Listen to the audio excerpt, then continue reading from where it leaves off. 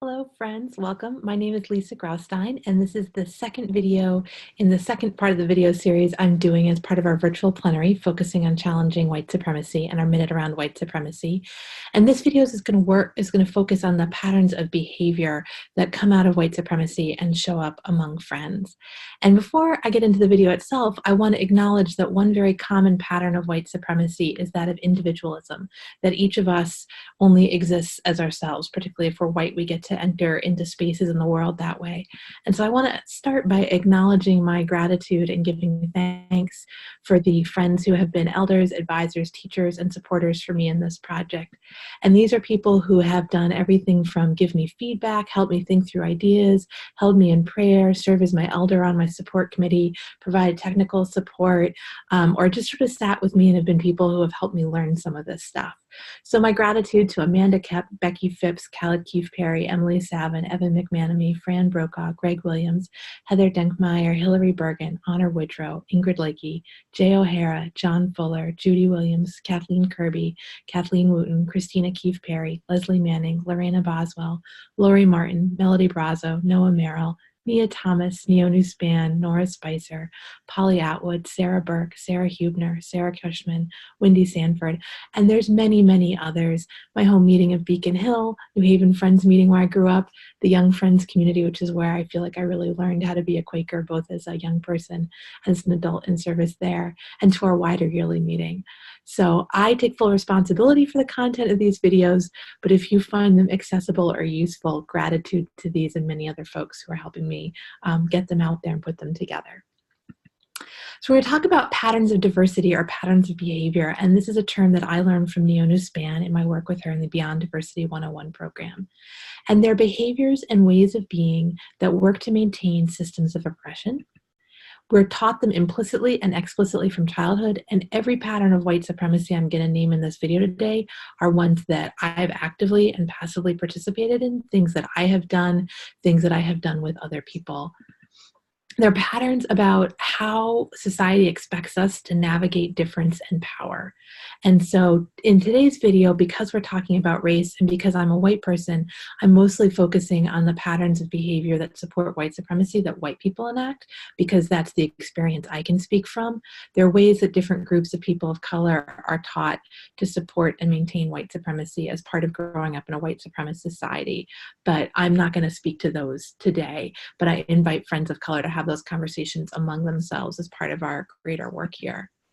And the really useful thing about noticing these patterns of diversity, these patterns of behavior, is that when we can identify them, we can start the work of interrupting them and changing them. So they don't have to stay static. That the act of recognizing is the first step in making the change that God is calling us to and living in a more just space. So let's look at what some of these patterns are.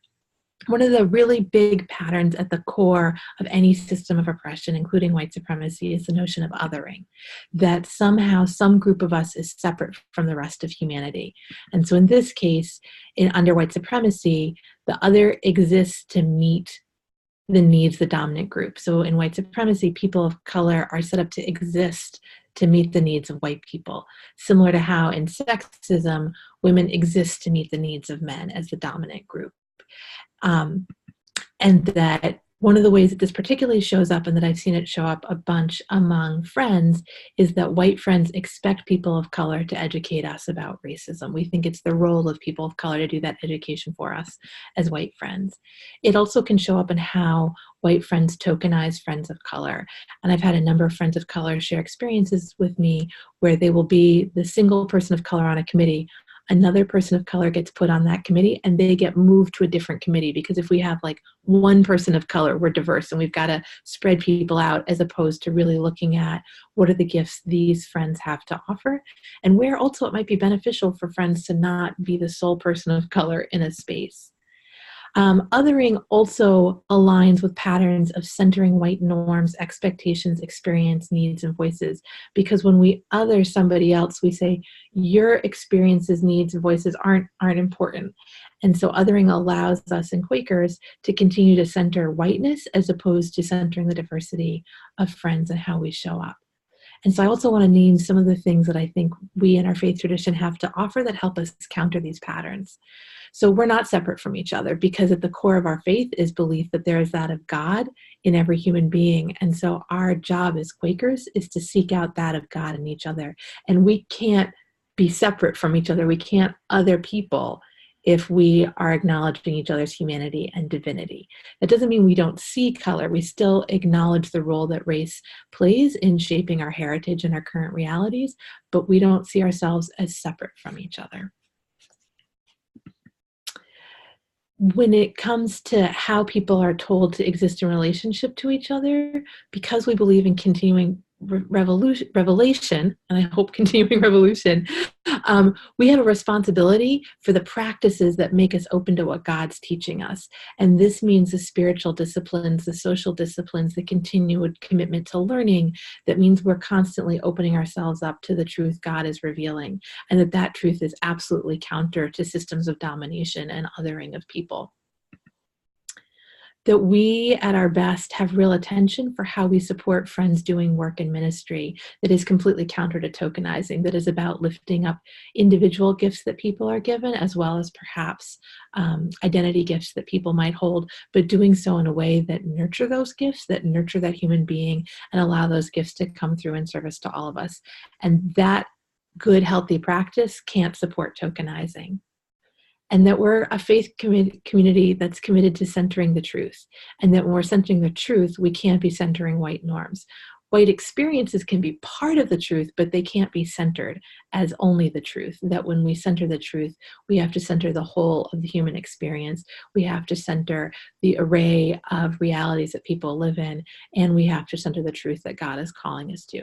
So we have Quaker practices in our DNA that let us counter these ways and patterns of othering of white supremacy that show up among us. The next pattern or series of patterns I want to look at is ways that we misuse silence.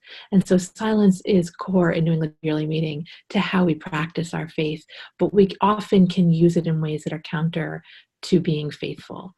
And one of those is when we use silence as a form of collusion. And so there have been times when I have said and done things that are racist in a group of friends, and other white friends have remained silent about it, just as there have been times other white friends have done and said racist things, and I have remained silent. And so when we're silent, when racism is happening, we're colluding with that racism, and our silence is a form of collusion. We have used silence to suppress. And this is often when a friend of color will speak in business meeting about racism that they are experiencing, racism in the wider body of friends. Things get kind of heated and overwhelming, and the clerk or somebody else will call for silence in a way that often feels like it's suppressing what is being lifted up. One of the other ways I really see us misusing silence is when we get into these moments that feel charged and heated, when it feels like there's about to be conflict. Over and over again, I've heard friends call for silence in a way that feels like, let's avoid the conflict, let's tamp things down. And I don't think that serves us well, and definitely as a piece of supporting white supremacy, really allows minority experiences and opinions to be suppressed by a dominant white majority. And so again, we've got these Quaker processes that help us counter this. And Quaker process consensus decision-making at its core is not based on majority opinion. It can't allow for collusion and suppression because it says we have to hear all the experiences in the room and then discern where God is calling us. And suppression and collusion can never be a part of hearing where God is calling us. That we can use silence to go deeper, to amplify the truth that is being offered us, and to bring God more fully into that space and listen for what God has to say to us in those moments. And so there's ways in which when someone is raising a hard truth, we can say, let's go into silence as a way of shutting that down. And there's a way that we can bring that hard truth into our worshipful silence, really be open to God's presence, and use that space and silence to amplify what's being said and hear it not just with our ears, but hear it with our hearts and our spirits, so we can discern a way forward that brings about healing and justice. And we have amazing tools for engaging in conflict. We know how to listen deeply. We know how to discern. We know how to elder and offer support to each other. We know how to speak truth plainly and clearly. And those are all skills that, when applied to conflict, allow us to engage in conflict in ways that move us forward, offer the potential for healing and growth, and help us all get to a greater whole. Our fear of conflict sometimes holds us back from that, but we've got the skills to really engage in good conflict work. One of the huge patterns that is a cornerstone of white supremacy is denial, right? And the very first piece of white supremacy is the denial of the humanity of people of color and the denial of the interconnectedness of the human family. White supremacy is based on that first lie. And it also shows up in how we, as white people, continue to tell some of the lies of white supremacy and tell incomplete truths. And in the first video in this series looking at white supremacy, we looked at our minute challenging white supremacy. And in that, one of the things we said is we've been colonized by white supremacy. In that video, I sort of unpack what it means to be colonized and New England Yearly Meeting's role in the colonization of this hemisphere. And so that's where we're passing on an incomplete truth, that we haven't, as a collective body, done the full work to own all of our history. And so there's still some denial in how we're understanding white supremacy and our role in it. Another way that denial shows up in supporting white supremacy as a pattern of behavior is that we as white people have been conditioned to not take responsibility for white supremacy, for our racism. And that I know many times when friends have let me know ways that I have been doing things that are white supremacist, my first instinct is to say, no, that's not me. Like, you've got it wrong. Let me deny that, as opposed to saying what might be an invitation for something that I can learn here and a way that I can change. And one of the other ways that this denial shows up among friends is that we tend to focus on the intent of our actions when we as white friends have done something racist or harmful, and we deny the impact of our actions. And so again, we've got Quaker practices that can help us heal and change these patterns. Right? And we can't deny the humanity of people of color and the human family if we believe there's that of God in everybody, and it's our job to seek it. So at the core of our faith tradition is the motion that is counter to the fundamental lie of white supremacy. We've got that. We just need to fully enact it. That when it comes to truth-telling, one of the first names we gave ourselves before we were called Quakers by others was publishers of the truth. That at the core of our faith, we are committed to telling the truth. And we have the skills and ability to seek that truth and to hear it and to find it and to continue to publish it in all the different ways we need to. That where we, as white people, don't always take responsibility, in the past few years, our yearly meeting, has approved several minutes that commit us to learning, to taking responsibility, and to then doing the outward actions to repair relationships and harm done. We have made that collective commitment. We have people working hard to help us do that, and we have the capacity to take that responsibility. And finally, George Fox exhorted us not to walk cheerfully over the earth, thinking good thoughts about everyone, but answering that of God and everyone. That our founder called us to a place of focusing on impact instead of intent. Similarly, in the Bible, in Micah, it says, do justice, love mercy, walk humbly. God does not call us to think about justice or hold an intent of justice, it's to do. And so we're exhorted both by God and by early friends to focus on the impact of our actions and not simply the intention of our actions. Shame is a very powerful force in maintaining any system of oppression, and particularly white supremacy. And so one of the ways I see it showing up among us as friends is that we will often stay silent if we don't think we know the right words or ways of talking or language to speak, for fear of being seen for being wrong and feeling shamed by that, or feeling ashamed that we don't know the right language. That sometimes we've created a call-out culture around not just racial justice work, but again, other systems of oppression we're seeking to address, where like, I've got it, how you're wrong. And I know particularly that was something that I was trained to do in other progressive circles and brought into my Quakerism, was to like say, let me say how you said that wrong. Let me tell you how your language is wrong. And that doesn't grow, that doesn't build community, that doesn't heal. And also where we use shame to maintain power and redirect attention from addressing systems of oppression. And so again, our Quaker practices, We are plain-speaking people, and we often talk about listening in tongues. And so when we can apply that same plain speaking and listen for what it is someone's trying to say, even if their language doesn't resonate with us perfectly, is a practice we have around our diverse theology, and we need to bring to this work of where we can really build a call-in culture. And what I understand eldering to be at its core is someone who sits with me and says, Lisa, you are of value to me. I care about you. And let me help you live into the gifts you've been given. Let me help you express yourself in a way that I believe is consistent with who you want to be and who God is calling you to be. That sometimes we've confused eldering for a call out culture or a shaming, but that at its core, eldering is someone saying, I want to be invested in you. I want to help you grow.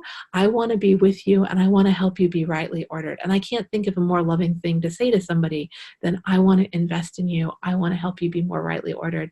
I want to help us both walk closer to the path that God is calling us to.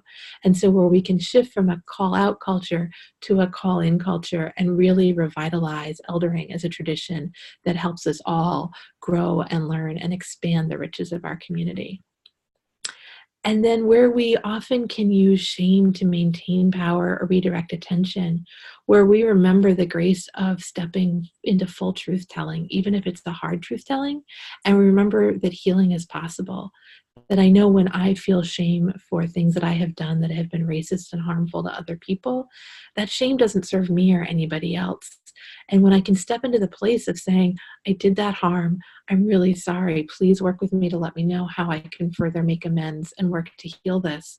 There's a level of grace I'm given that is about releasing my own emotions so I can actually be present to the harm that I have done to somebody else and actually put my energy on focusing on healing that harm versus just feeling stuck in my own shame.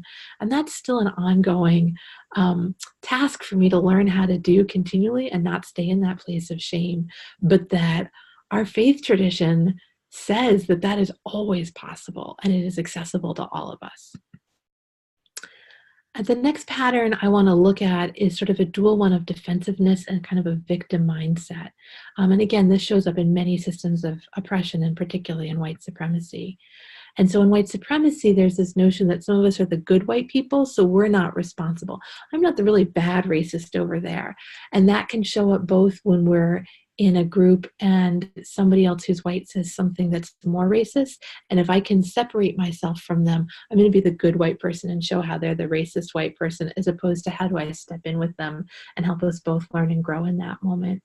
It's also where collectively as friends, I think we like to draw on some of our abolitionist history and say, well, we were the early abolitionists. And some friends were early abolitionists. Some friends were early slavers. And so how do we hold that whole history and tell the whole truth of it? That a lot of times I see in Quaker circles, we express the fear that if someone else is getting attention, care, acknowledgement, it means I won't get that. That attention, care, and acknowledgement are somehow limited resources, and that if we're giving it to somebody else, it's being taken away from the rest of us.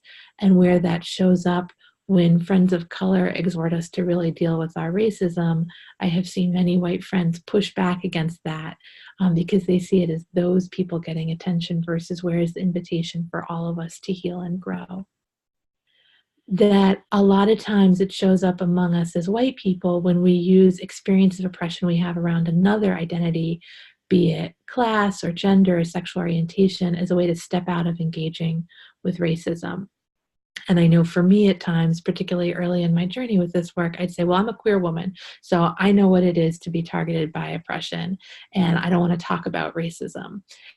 And where that's a stepping out from and moving into a place of defensiveness, or I'm also a victim, so I don't have to engage with the ways in which I'm responsible. And so, again, we have Quaker practices that help us interrupt and heal these patterns, right? And it's not about being good or bad, it's about doing God's work. And no one today can look at the world and say God's work is done. And so it's not about, am I the good person or I'm the bad person, but it's how can I more fully step into the invitation that God is giving all of us and how we're to treat each other and make change in this world. That there is an abundance of attention, care, and acknowledgement, and that God's love is abundant beyond measure. That when we collectively offer care to a person or a small group of people, that doesn't diminish the reserves of care. It actually has the potential to increase our capacity to offer care. And so where we can really step fully into the belief that God's love is abundant, and that through us, our ability to offer God's love to each other is abundant, and that there is no minimum we are going to draw down, and that when we lift up other friends' gifts, when we pay attention to other friends' hurts, when we acknowledge other friends' realities, we are growing our capacity to do that for all of us. We are not limiting our capacity to offer that care.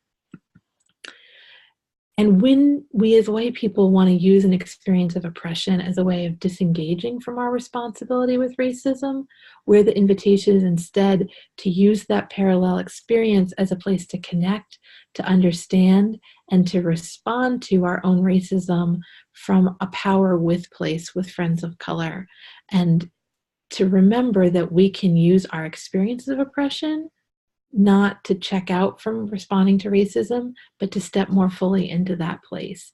That when I can think about what it is that I want from men, what it is I want from straight people showing up when sexism and homophobia is happening, I get more skills and insight about how I can show up for friends of color as a white friend when racism is happening. And I get more tenacity because I want every man in this world, I want every straight person in this world to work to end sexism and homophobia right now. And so I can only assume that every person of color wants me as a white person to work all the time to end racism and white supremacy. And so where we can use our experiences to step in with each other as opposed to step back from each other. So I've just named a whole bunch of patterns, and I want to talk for a minute about what we do when we recognize the pattern. So the first part is some discernment of just when a moment is off, when a moment is wrong, when we can feel something has shifted. Here's some questions I ask myself. What are the patterns that are at play in this moment? How does the pattern reinforce white supremacy and racism? So what is the pattern actually doing to reinforce these systems of oppression? How have I been conditioned to respond? Have I been told to be silent? Maybe I should do something different. How have others been conditioned to respond? What can I expect other people to do? And then there's the action piece. What can I do to interrupt the pattern? And specifically, what can I do to interrupt the pattern in a way that invites truth, justice, healing, and opens us to God's invitation? So if in a pattern I've been conditioned to be silent because somebody else has just told a racist joke and I don't want to make anyone uncomfortable, all I have to do is do the opposite of what the pattern has conditioned me to do, to not stay silent. The harm is already out there. My staying silent doesn't undo that harm. My speaking up in a way that doesn't shame but invites us into a different space allows me to start to shift that pattern, make the possibility that some of that harm could get addressed and healed. And so when we can recognize the pattern, understand how we've been conditioned, and then do an opposite or different motion that's in service of justice, truth, healing, and what God wants for us, we immediately can come up with ways that we can act differently and start to interrupt those patterns. So as always, I like to end these videos with a few reflection questions. As you listen to this, what did you notice in your body? How are you feeling right now, physically, emotionally, energetically? What are the patterns of white supremacy that you see most clearly in your Quaker spaces and in yourself or in our shared Quaker spaces? What are the Quaker tools, practices, and resources that you use to interrupt patterns of white supremacy within yourself, within interactions with others, and within your community? I named just a few, but there's so many more. So if you are watching or listening to this with other people, I invite you to talk to somebody else about these. Thank you so much again for your time and listening to this. My email is on the first page of this of the slide deck for this video series, lisa@neym.org. I always welcome your feedback, and if you're someone who's got some insights around this work, I'd love to do one of these videos with you, so please get in touch. Thank you, friends.